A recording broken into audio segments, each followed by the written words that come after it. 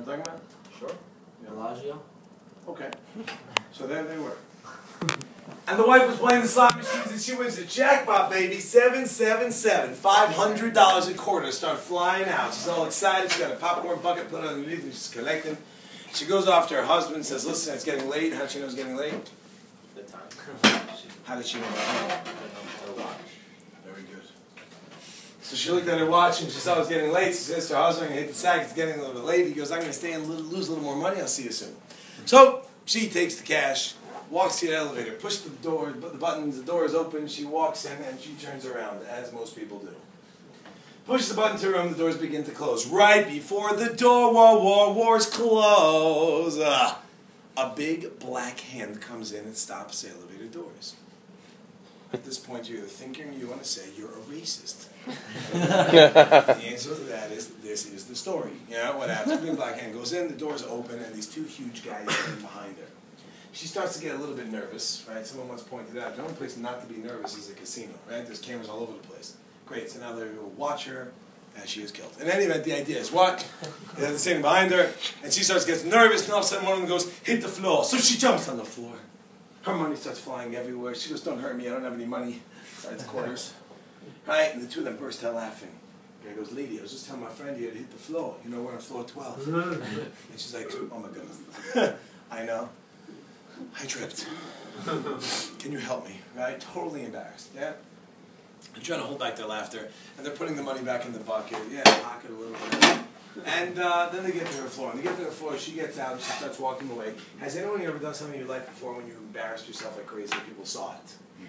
Yeah, you've done that before? So you know that feeling when like people are like staring at you, you're like all embarrassed, so you like walk away. When you're far enough, for some reason you think maybe you're far enough to look back, you look back to see if they're still looking, you've ever done that? And they're staring at you, right? This is what happens, she turns around and they burst out laughing because they've never laughed before. She goes off to her room completely embarrassed. The next morning, she receives room service. Sent to her room is a dozen roses. On the bottom of each rose is wrapped around it a $100 bill with a note that says, thank you for the best laugh of our lives. Signed, Michael Jordan and Charles Barkley. Anyone heard the story before? No. Okay, so I checked this story out on Snopes. Anybody familiar with the website Yes. called Snopes? It tells the stories are true, fact or fiction, etc. It says this story is absolutely false. Damn. Yeah, some say it's Michael Jordan, some say it's Eddie Murphy, his bodyguard. I've made up other ones over the years. Remember, the idea is what? This absolutely is not true. But this is what we call a true story that never happened. We've all been in scenarios before where we think we know what's going on, or we know what's going on. If we're lucky, we don't say anything. If not, we are for the rest of our lives in the embarrassment we've caused ourselves. All right. Now, I'm going to tell you another story. Anyone here from Texas? Anyone here from New York? This story happened in Texas. And it goes like this. There was a woman who came to me after the class. She was actually sitting in your seat, but it was the old Essentials room. It was about 4 or 5 years ago.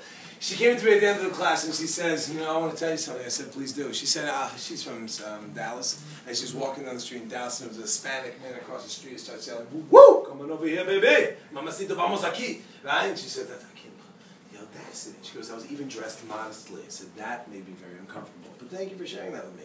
And the answer what? She goes, I can't believe it, the audacity. How could this guy even talk to me like this? She decides she's going to go right up and ask him. As she's thinking, he's like, loco, loco! Finally, she walks right up to him. Says, excuse me, sir. You don't even know who I am. How dare you talk to me like that? And the guy smiles and says, lady, I wasn't talking to you.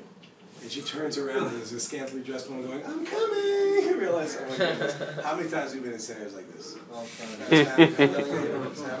Anyway, the idea is, well, we all know what's going to scantily class. How's that going for you? Good day. From New York also? Or the trip love. What? Philly. So anyway, the idea is a very simple one. We're going to talk about something called judging favorably or giving for the benefit of the doubt. Now, I know you've all heard of the concept before at some point in time in your lives. I don't know what you think Judaism has to say about it. Nice thing to do or obligation? Judging favorably. Nice thing to do. Who says obligation? Raise your hand so I can see. What is it? Judging favorably. Nice thing to do or obligation? So what's the answer? I don't agree. Yes. Judging favorably, like in what respect? Giving the benefit of the doubt. Judging favorably. Do you think there's such an idea in Judaism? What do you say?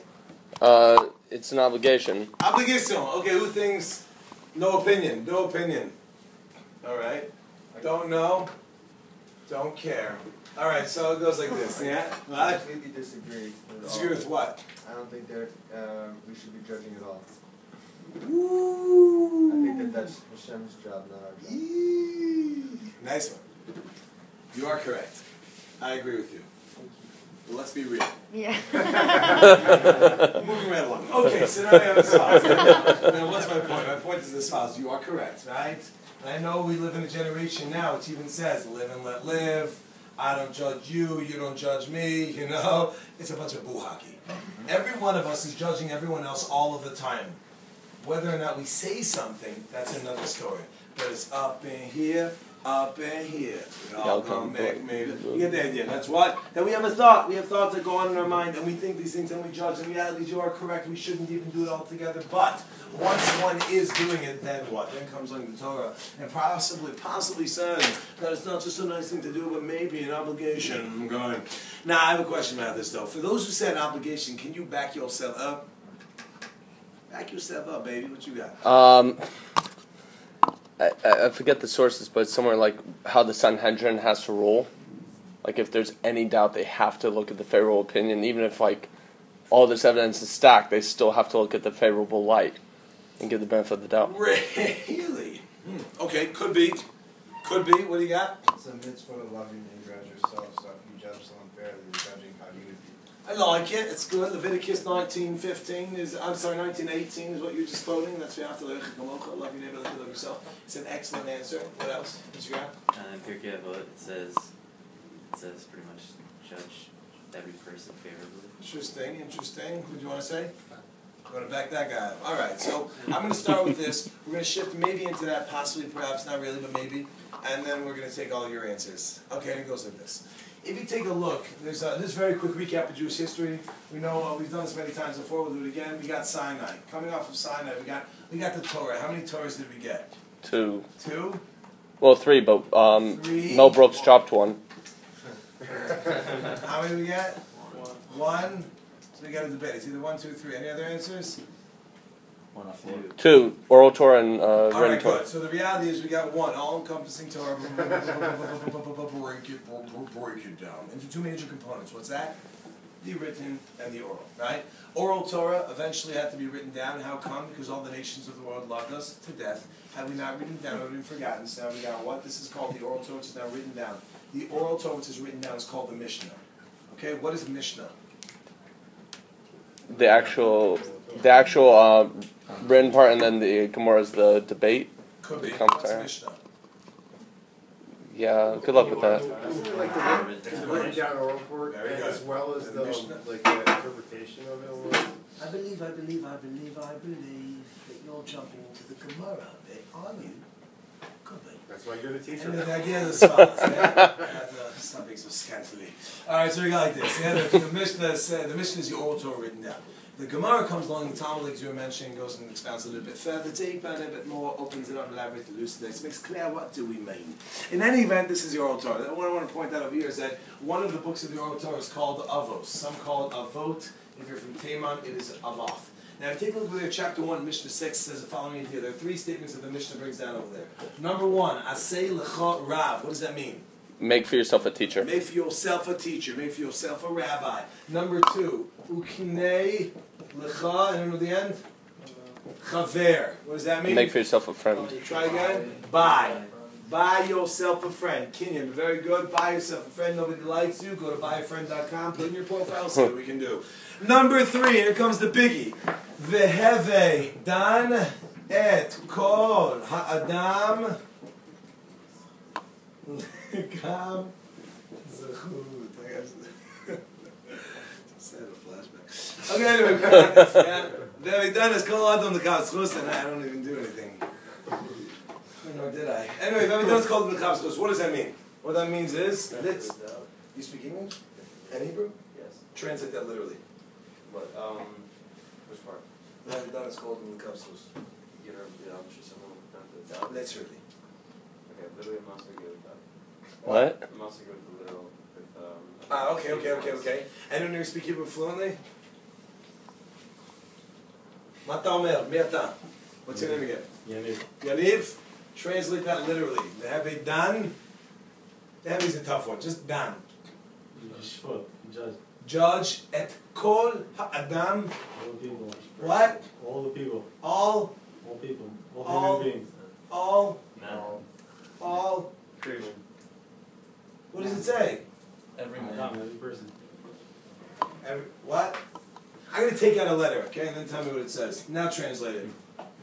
Every dam et kol adam l'kav zchut. What does it? How do you translate that? What does kol adam mean? Adam. Person. Every person.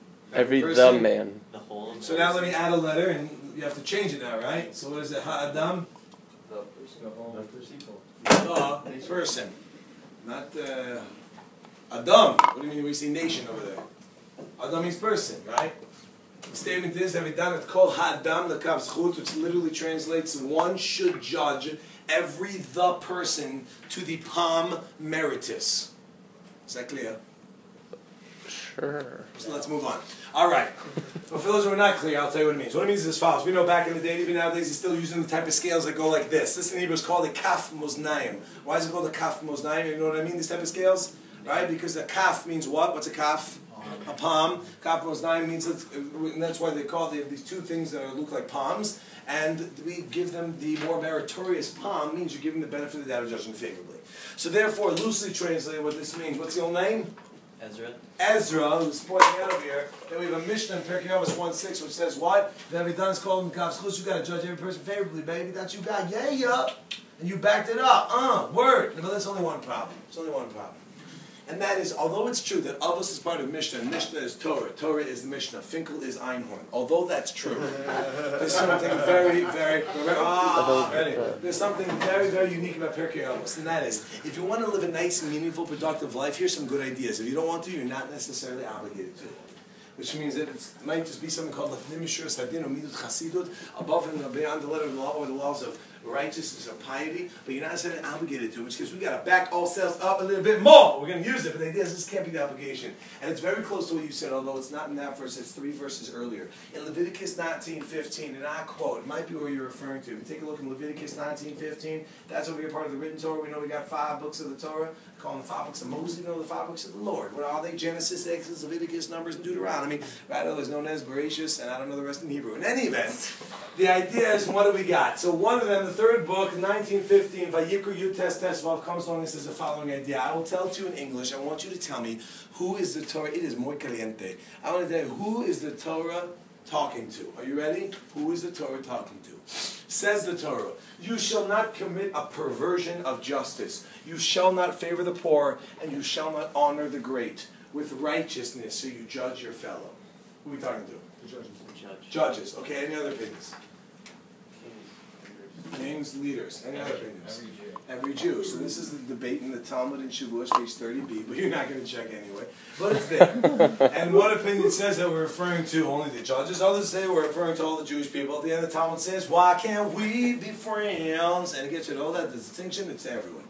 We have an idea that what Betzedek, Tishbot HaMisecha, 1915, with righteousness, so you judge your fellow, not just a nice thing to do, but actually an obligation. Okay, so far, so good. So what have we got here is failure to communicate. But it goes like this. We got what? Judging favorably, not just a nice thing to do, but actually an obligation. Where we back it up, Leviticus 19:15, although it's brought down in Avos as well, that's a concept which is going to back it up a little bit more, give us more clarity in the issue. That's not going to tell us, the source is going to tell us we have to do it. Okay. All right, now we move on a little bit more, and this is where it starts to get a little bit crazy. Stay with me now. Loco. And it goes as follows. Yeah? It says the Talmud. Talmud, like you mentioned, is an elucidation, elaboration of what is the Mishnah. Really, Talmud is the compilation of the two. More accurately, it would be Gemara. All right, so it says in the Gemara, in Shabbos, page 127b. Where is this found, what I'm about to quote? Shabbos 127b. That's correct. Says in the Gemara, Shabbos 127b, is that if you, what's your name? Mayor. If you, Mayor, judge somebody favorably, God in turn will judge you favorably. What do you say? That's awesome. It's awesome, right? Well, my friend, there's only one problem with that. There's only one mathematical problem with that statement. If you give someone the benefit of the doubt, God in turn will give you benefit of the doubt. What's the problem with that statement? God knows everything. So whoa, bam, very good, excellent. The answer is what? Is that if you want to tell a human being to give the benefit of the doubt, that's okay, but God doesn't have that ability. Right? God doesn't have the ability to do something. The answer is yes, he doesn't have the ability to doubt because he knows what's going on. You get it?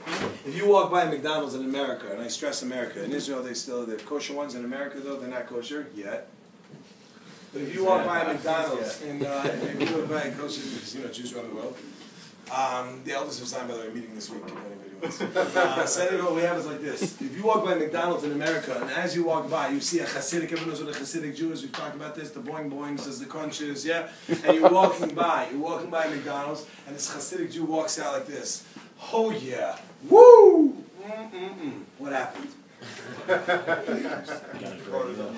Just had a Big Mac for the first time and knows how good it is. Oh baby. Australia was like this. What happened?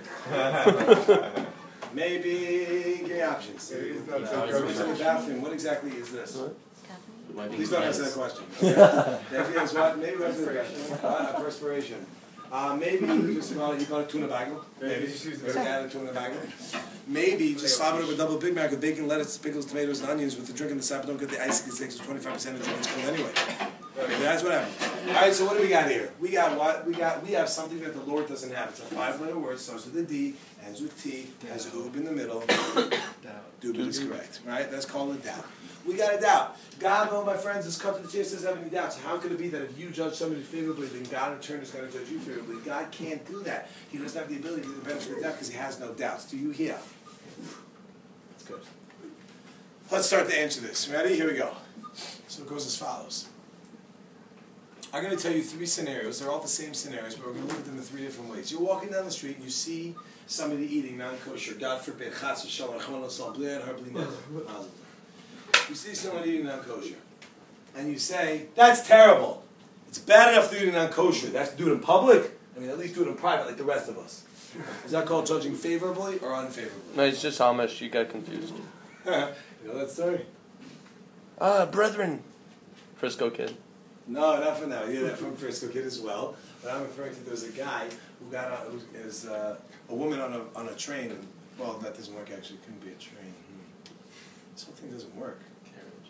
No, but it was on a train. The story's on a train. Yeah, They're outside the community. They will. They take trains? They're not going to walk from Pennsylvania somewhere else. I've seen them in an airport wearing the little bra on their head. Anyway, They drive. They're just in their community. That's what it looks like. The little white thing with the 2 humps for some reason over their ears. I haven't figured it out either. I don't know what you're talking about, but anyway, it's a wonderful statement though. Well, back to where we are, there was a woman on a train who goes over to this man, and a Jewish woman but secular, and there was a Hasidic man on the train, and she goes, you think you're better than us? Your customs and your different way of life, and I'm also a good person. She's like, and the guy goes, excuse me, miss, I don't know what you're talking about. You Hasidim think you're so great. She goes, I'm sorry, I'm Amish. I don't know what you're referring to. So she's like, oh, I'm so sorry. Your customs are so unique. They're so beautiful that you want to keep to your customs and stay separate and like live out to that. That's amazing. And when he's about to get off the train, he goes, oh, by the way, I'm Hasidic. You understand the idea is that, well, it depends on how you're looking at it, yeah? But anyway, back to where we are. That is not a word, but if it were to be, then I would have used it properly. Back to where we are, or were. And that is what? Now you go and you see the guy, and you see the guy eating the cheeseburger, say it's bad enough eating kosher, you got to do it in public. It's called favorable or unfavorable? Unfavorable, pretty clear. Stand number 2, you walk down the street, you see some guy eating non kosher, and you say the following. Well, it must be that he's hypoglycemic, or in Hebrew they say hypoglycemia, right? The guy's sakeret, וזה ממש מנמוך, הוא לא אוכל סוכר, עכשיו סוכר, הוא מת, right? Maybe that's what happened. The guy is diabetic, and he's low on sugar, but doesn't have sugar, and he's going to die. Maybe that's why he's eating non-kosher. Is that called favorable or unfavorable? Favorable. Someone called stupid, right? But anyway, the idea is that, yeah, all of a sudden, that's like one of the excuses that's given. Oh my gosh, you just killed someone. Maybe he's diabetic. Maybe he's diabetic. Okay, so what? You killed. I mean, bottom line is what? Okay, we're looking at favorable. Here comes number 3. Number 3 is where you go and you see the guy who goes and eats something not kosher. You say the following: maybe, maybe he's hypoglycemic. Maybe he's sick. But you know what? Even if he's doing the wrong thing, even if it's wrong, don't we all make mistakes? Have we all done things that we shouldn't have done before? I mean, he's probably, who knows? If he realized what he's doing, he probably never would have done it in the first place. Is that called judging in a favorable light or an unfavorable light? Okay, I'll do this very quickly just to make sure that everybody's with me on this one. I would call that favorable. For those who are thinking it's unfavorable, let me explain why you might be thinking this, and if you disagree with what I'm saying, then you're welcome to say it, speak up. That is, we're making a distinction now between the action and the person. You get that? And that is, I'm saying maybe the action they did was an objectively wrong thing, but that doesn't mean they themselves are wrong. Do you understand that? That means if a person, let's say, never heard of Shabbat before, and he broke Shabbat, or Shabbos, either one, yeah? The person goes in and they break Shabbos, but he's never heard of it before. Does that make him a bad person? He doesn't know what's going on.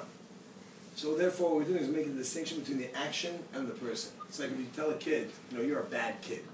Or you say to a kid, that what you are doing is bad. It means your difference, right? So we're saying if the action was bad, but the person himself's not, how are you going to interact and deal with that person in the future? You're going to still look at them in a positive way? Because probably going to realize what was going on. That, my friends, is how we can understand the concept of the Talmud 127.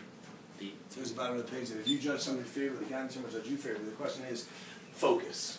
What kind of person are you? Case number one, when a person is terrible, is eating not coach, got to do it in public. That's what we call a nitpicky person. I once taught a group of only women, they prefer detail-oriented. Okay, there's different ways of looking at things. All right, then we have the other one. That's the person, if you're a nitpicky type of person, then God in turn is going to deal with us like that. And then we're in trouble. Has anyone here ever put on tefillin before? Ever? You put on the right place at the right time, exactly thinking of the proper thoughts at all times in the name of the Lord, praise be his name, hallelujah. Whoa, man. Back off, right? Well, the answer is what kind of person are you?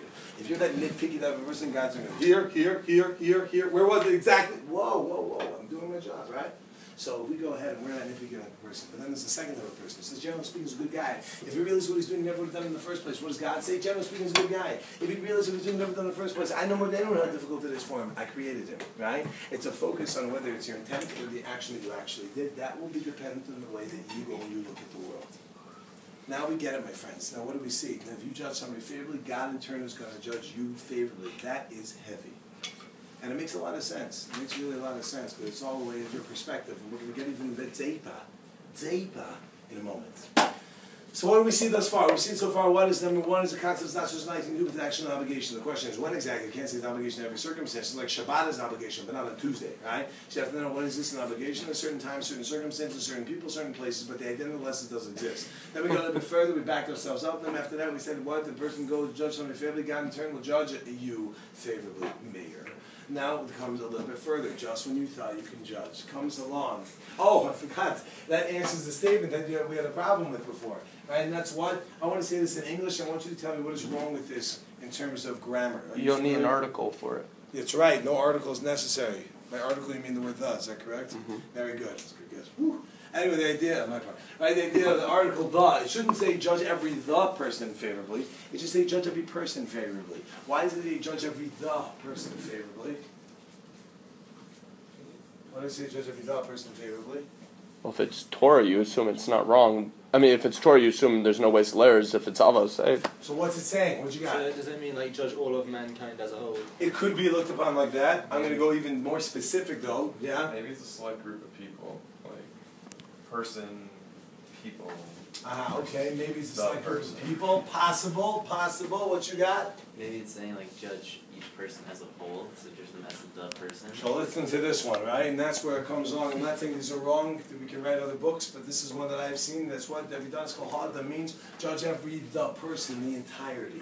Not just this one little action that you're seeing right now. Not this is one little scenario, but the entirety. Yeah, what you got? I was going to say that if you're going to judge the person is,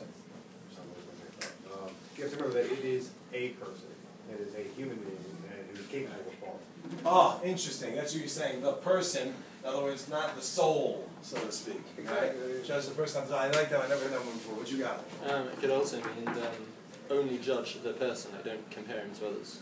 Could you keep it like that? Just want to keep it across, please. Only judge the... Only judge the person. Don't compare him to others. And don't judge any other person. And that would be also the same idea of what we're saying. This person in their entirety as they are. Right? So that, my friends, what are we doing? When we go and we judge people, generally speaking, are we looking at the whole picture? no. Right? So just when you could... Yeah, what do you got? I have a kind of a question and a statement. Hit it. Okay, so I love this idea of not judging favorably, and as a Jewish custom and a way of life. But as personal experiences, for instance, when I came last year to Israel, when we went on Shabbos to the hotel, and I had on a shawl and everything. I was covered, but it kind of slipped.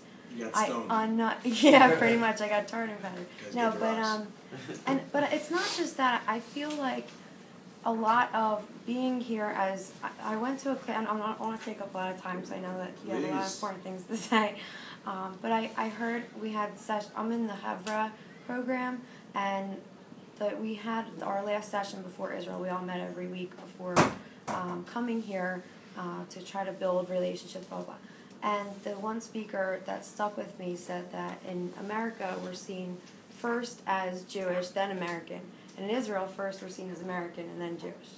And I like that because I felt that, but I wasn't able to put that to words. So when I'm in Israel, I do feel like I'm seen as the American, like, oh, what do you know, blah, blah. But I'm not trying to judge unfavorably. It's kind of like You're feeling what I'm judged. seeing, but also the reactions of people flat out saying to me things. And not just to me, my observations of other people and things like that. So I kind of just feel conflicted in if that's the way Jewish life and belief, and then when I'm here in Israel seeing Israelis and people and being judged, I feel like it's conflicting, and that is conflicting. Okay, that's a great question statement. Sorry. Now address it with a statement question. That's right. That's right. We heard this before. Huh? From Lakewood, New Jersey. What? From Lakewood, New Jersey. So you know it. Oh. From New Jersey too. Me too. Anyway, Okay, again, cool. he said a very important statement. I He's think- from Lakewood. Remember that statement? It took me a very long time to Couldn't hear it. Don't judge Judaism by the Jews. This is it sounds fun, and you know what? Oh, that It's was very funny. sad. But That just defeats unfortunately, everything for me. say again? I feel like it's self-defeating. Well, you have to understand. Have you ever met a Jew that seemed to be in line with the concepts that you've learned in Judaism? Have you ever met a Jew in America? Right? Have you ever met a Jew that's been in line with the concepts of what you've learned about Judaism? What do you mean in line with? Meaning that actually lives up to it, that judges favorably, that I have you've met actually, people yes, like that, right? absolutely. So that's my point. My point is that we can't get caught up with the human beings, like he was mentioning. We make mistakes, right? I have a lot of times when people say, and this is a classic, but they come and they say like, oh my gosh, I saw a Jew being that nice to someone. I'm not going to be Jewish anymore. That's like a person saying, I once saw a man who wasn't nice. I am not going to be a man anymore. It is over. Well, they go to Thailand. So the answer. So what's the answer? What's the idea? The idea is that unfortunately we see that. Now you have to understand why that is. There's a lot going on here. That is a broader spectrum, and this is not justifying it. This is just explaining what's going on. There is a lot of stuff that goes on in this country, and because of how it was built up, and I'm not saying negative here, I'm saying positive here, in reference to what we had to go through and we had to experience in order for this to occur, therefore a lot that made a big impact on personality and acceptance and dealing with people. Okay, this is a whole other discussion. What I am pointing out to you is the following, is that the Torah itself is not the problem. The problem is us. And that the Torah is telling us how we're supposed to live our life. And if you see people that aren't living like that, then that's what we call sad. Yeah. And if I could just add one more thing, I just Please feel do. like the concept of judging favorably is something that is immoral instilled, hopefully, in you, or something you need to find out for yourself in order to live a good, pleasurable life and all that kind of stuff. And why I'm just speaking for my personal, why I'm here and why I'm doing this program and learning. I mean, obviously, because I just love being in Israel, just flat out. That's just one big part. But also, I do want to learn more about Judaism as it attributes to my life, kind of. But what I'm saying is, I feel like this is still a concept that is a universal concept, and that if it is something in Judaism, then I feel like it should be more practiced. Adhere to. You know what I mean? Like, yeah, but it's that's not a question I specifically don't to know. judging favorably. That's a question to all the laws of the Torah. Yes. Right? So you're right. Every person here Got it? Start following it. Let's move on. Right? No, but that's the idea. The reality is there are people that don't always do it. You know what? We're human beings. We make mistakes. We have emotions. We get carried away. We do things we shouldn't do. Then we look back and we're like, what were we doing? So what I'm going to share with you right now is, yeah, it's true. You've all heard of the concept of judging favorably. Yeah, it's a concept in the world. Yes. I don't know. Say again? Innocent of proven guilty. What's innocent of proven guilty? What does that mean? It's like giving a benefit of the doubt. Interesting. In Judaism, it's the opposite, you know.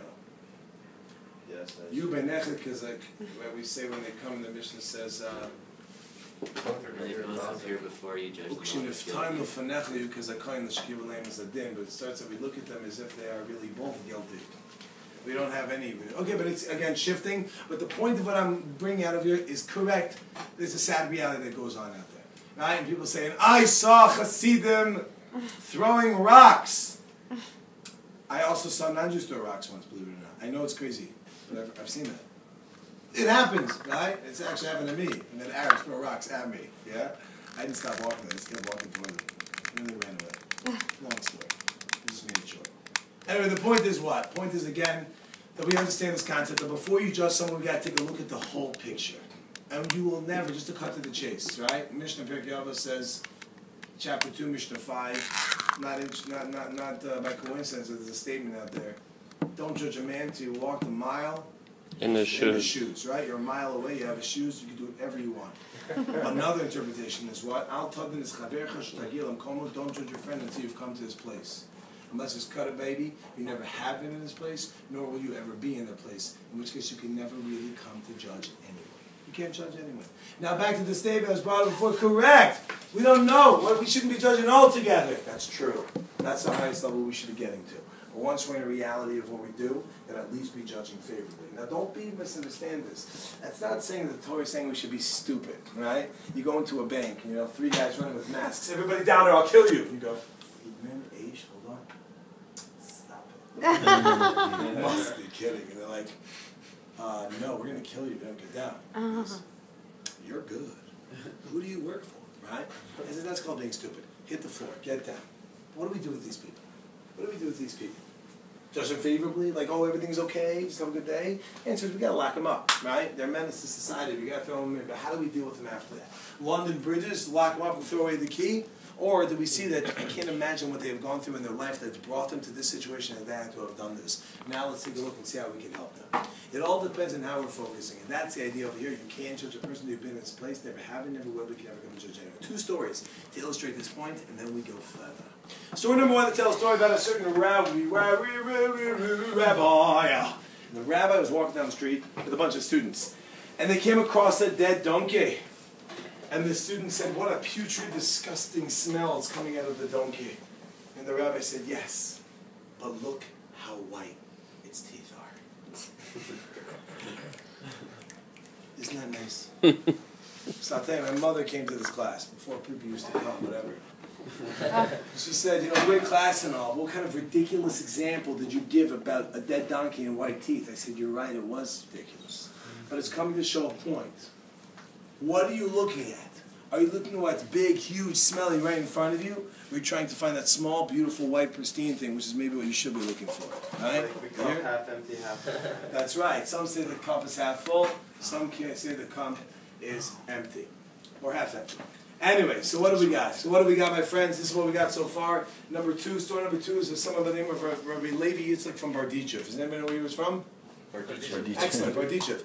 So Rabbi Levi Yitzchak from Bardichev, who was from Bardichev, he was known to be a type of person who always looked for the positive in people. And he was walking down the street one day and he saw a fellow Jew that was eating on Yom Kippur.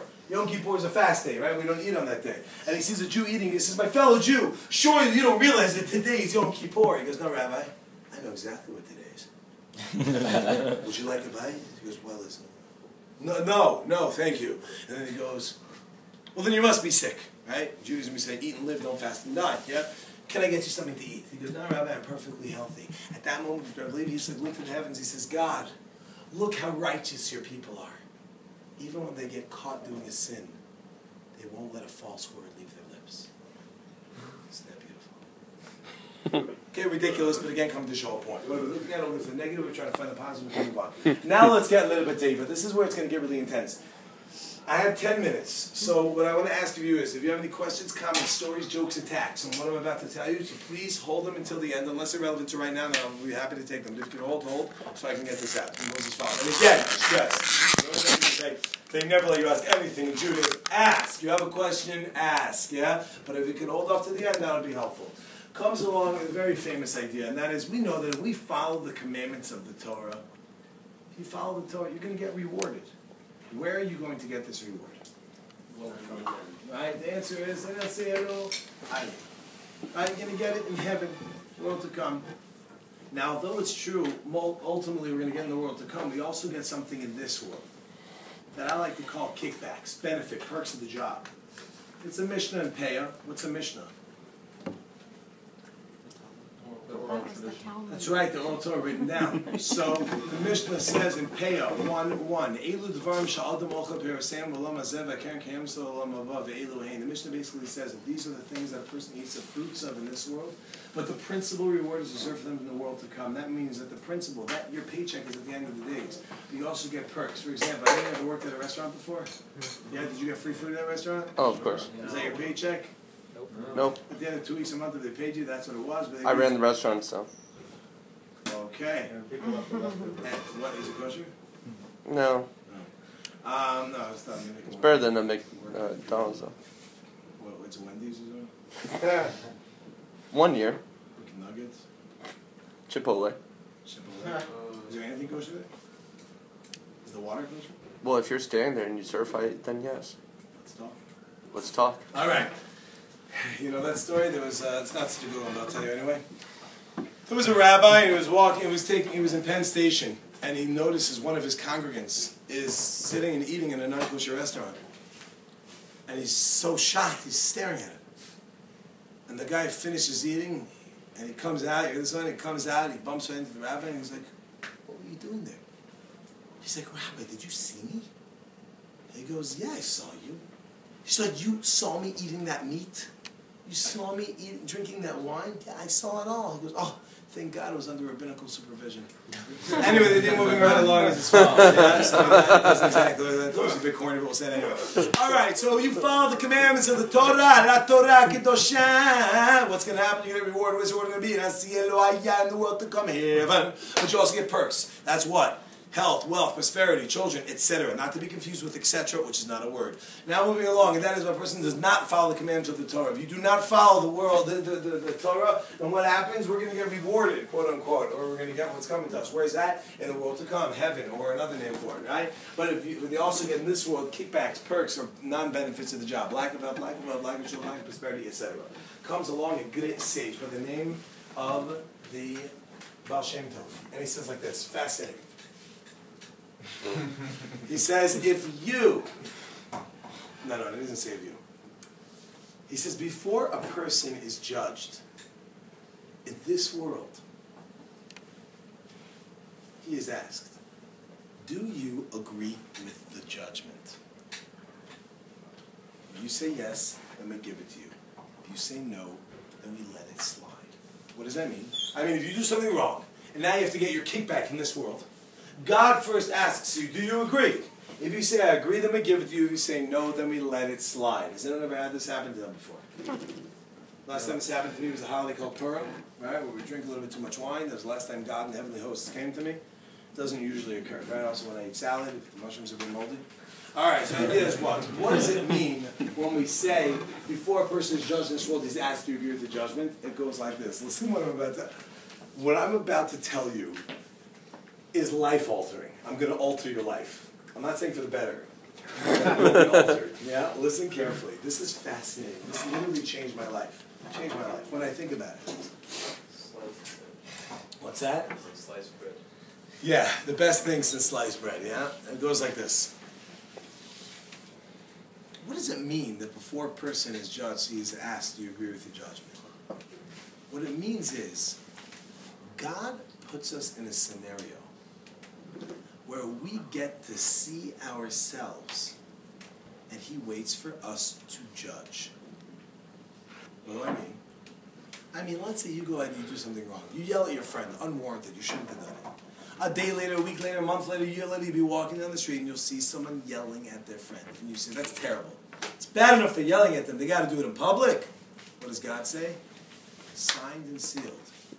You've just judged yourself.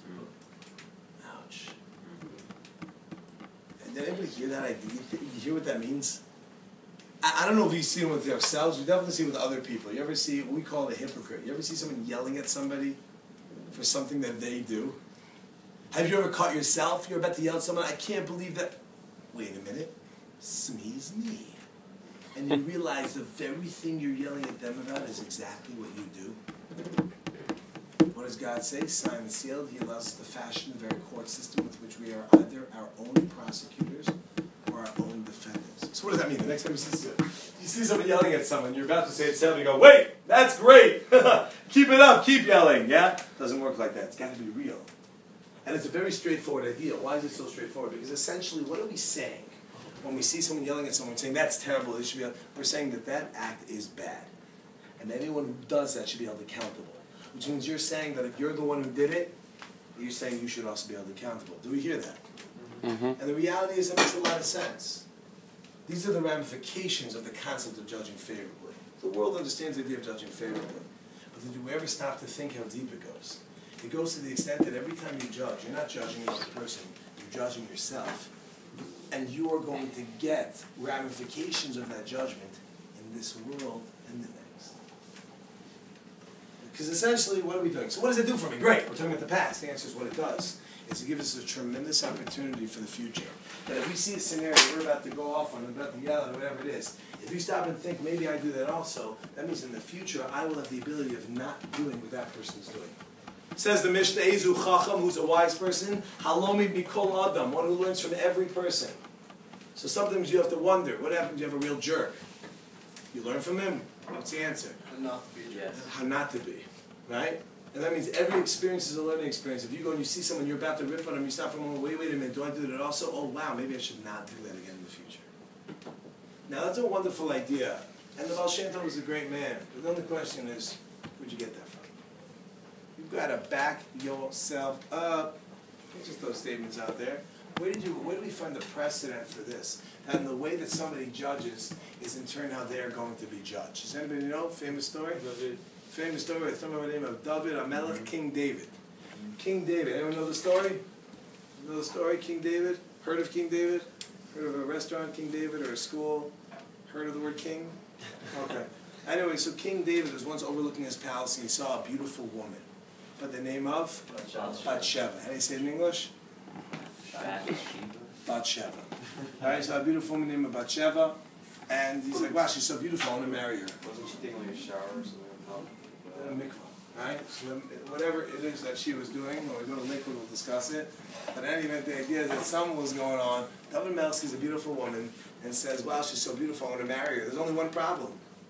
She was married. But what would anybody do? Send the husband to the front lines of the war, get him killed off, and marry her. Who's with me? New York. Oh, anyway, you get the Philly. Yeah. But we all understand this guy, this is what he does. David Melch takes Bathsheba, sends him to the front line of the husband in the front lines of war, gets him killed off and marries her. What's going on over here?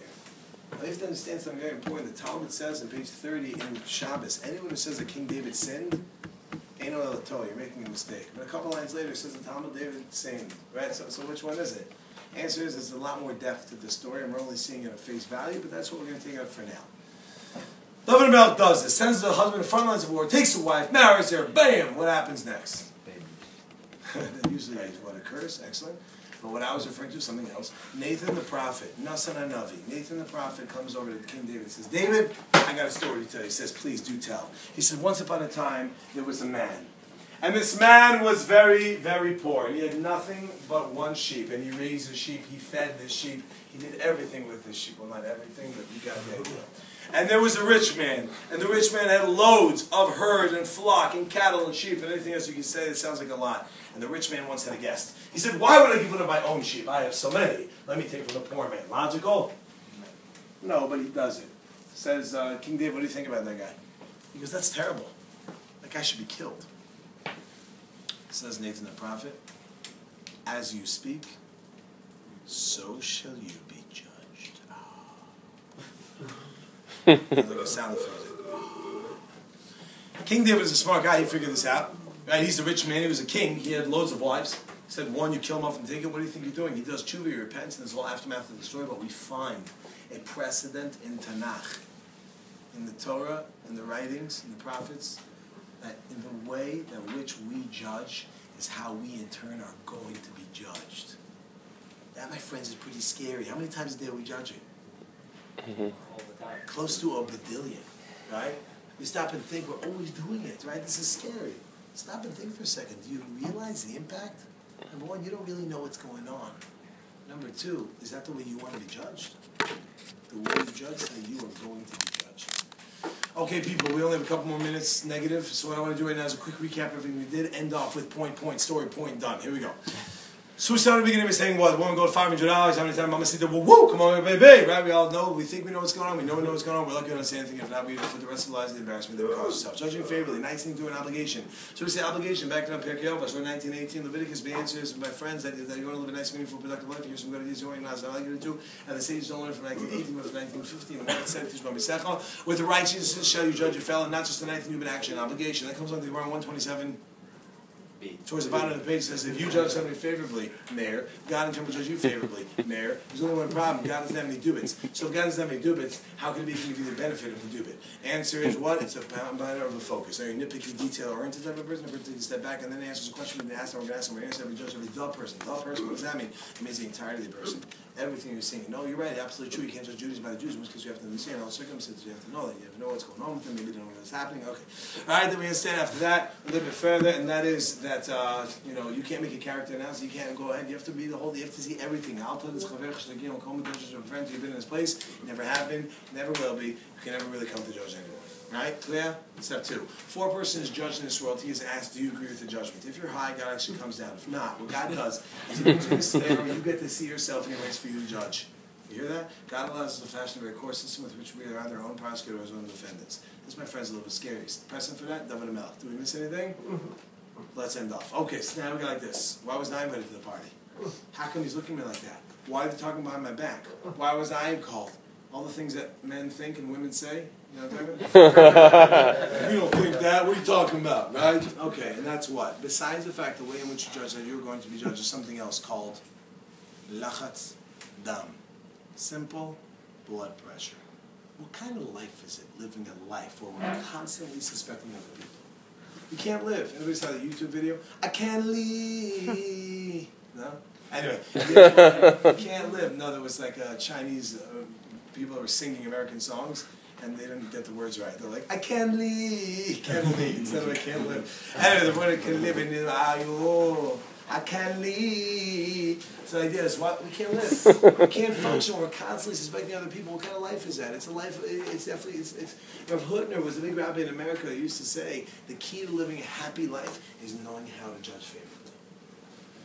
We're constantly involved in these things. And I'll tell you something. I'll tell you, this is, I once got invited to a wedding 3 weeks after the wedding. And I remember when I got the invitation finally, because what had happened was that really I was invited, but I just missed my house. It like ended up in every different country.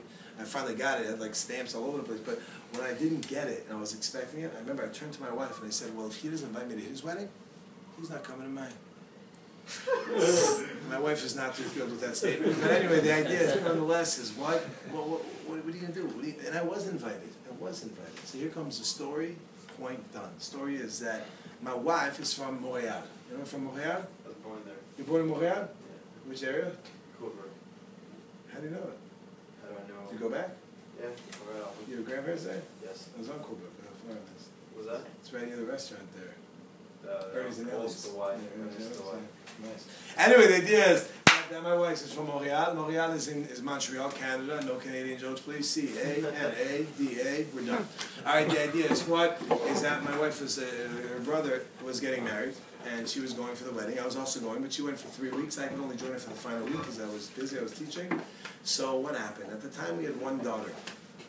And my wife called up the travel agent and said, hi there, I'd like a seat for myself, for my daughter, and kosher meals. I said, yes, ma'am, we have a seat for you, for your daughter, and kosher meals. She hangs up and calls again. Seat for myself, for my daughter, and kosher meals. Yes, ma'am, a seat for you, your daughter, and kosher meals. Hangs up and calls again. Proceeds to do this about 600 times. Now, why would she do this? The answer is as follows. I don't know if you've ever experienced this before, but for some reason, every time my wife and I, now our 4 children, fly together, I end up on one side of the plane, my wife is on the other, my son's in the cockpit, my daughter's on another plane. I'm holding some girl, I don't know who she is, and I'm missing, right? We get vegan, vegetarian, kosher, and nothing. Which case, we want to make sure. See, for myself, for my daughter, and kosher meals. Yes, ma'am, you got it. Comes the day of the flight, being the amazing, incredible, unbelievable, fantastic husband that I am. I take her to the airport, 2 weeks of cakes by my place. Now what happens? We get there, goes ahead, hands in the passport, the one types in, says, okay ma'am, we have a seat for you, none for your daughter, and no kosher meals. It's a true story. My wife turns around and says, I'm going to cry. And I'm going to kill the travel agent. Right? I said, you're going to kill the travel I'm going to kill them. He's trying to you get down, right? They don't check when you come in, it's only when you leave, right? I start to freak out. And as I'm going nuts, I stopped to myself. I thought, hold on one second. The very next day, I'm scheduled to give a class entitled Judging Favorably. Now, you see, I talk about it. Maybe I could actually do it in 1 second flat. Put the gun away. Nothing to see here, folks. Cleaned up all the blood. Do you know how many hands there are from the time you make a reservation till it goes through?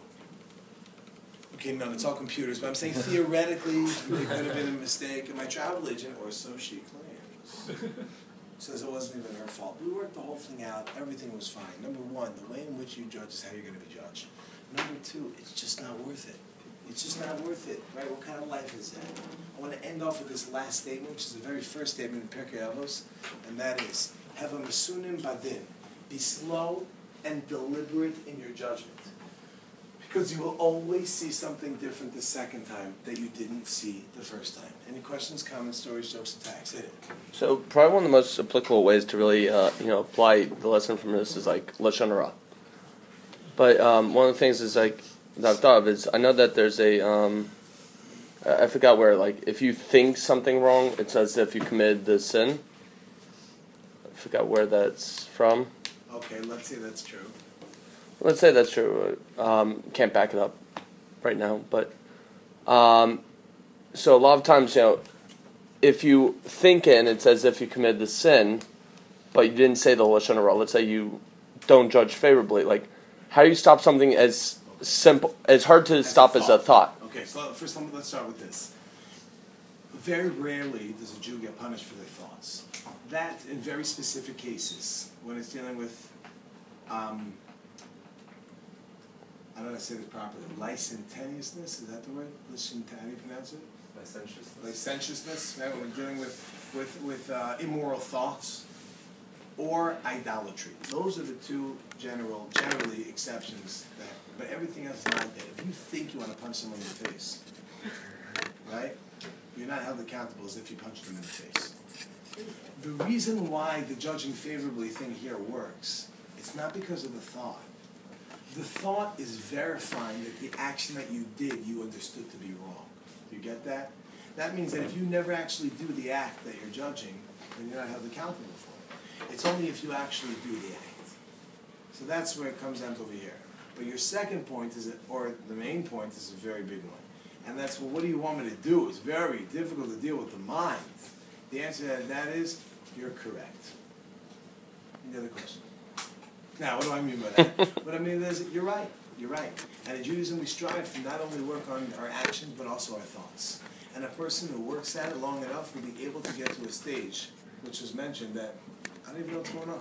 I don't even know what's going on. How can I even judge? A lot of times it comes with experience, being wrong so many times, right? Or you judge something and you think you're right and you turn out to be wrong and wrong and wrong. You're like, you know what? I'm not even trying anymore, right? And that's what person has to get himself to work to the point to realize that your first initial response, you're in control, right? And no one else. And you have the ability to do that.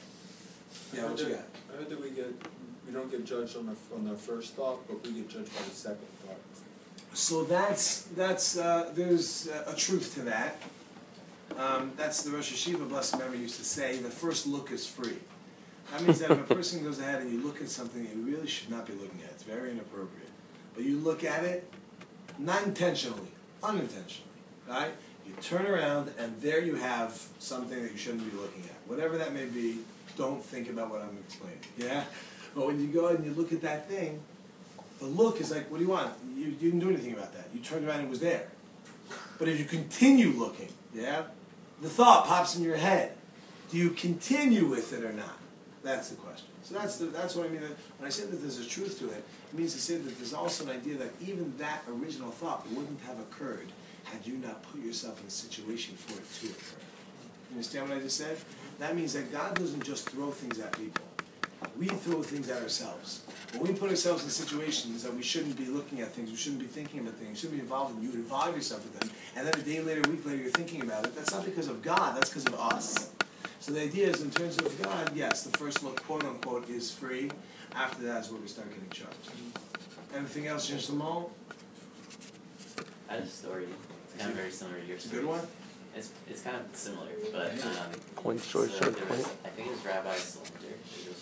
I'm not positive though, but like apparently he was on Shabbat and then he like goes outside and he sees someone in the community and he was like smoking a cigarette. He goes, oh, like, you know, it's Shabbat. He's like, yeah, I know. And then like there's a bunch of people there. He's like, oh wow, like look at this man, like even he doesn't hide it from the rest of the community, like he's still, like you said, he's still honest with his words. That doesn't mean we should be honest in smoking on Shabbos. Don't do the wrong thing, yeah? But anyway, this is my friends, so I give a blessing to all of us. Work on the concept of judging. Recognize the idea that we might be judging ourselves. We wouldn't want to be judged that harshly.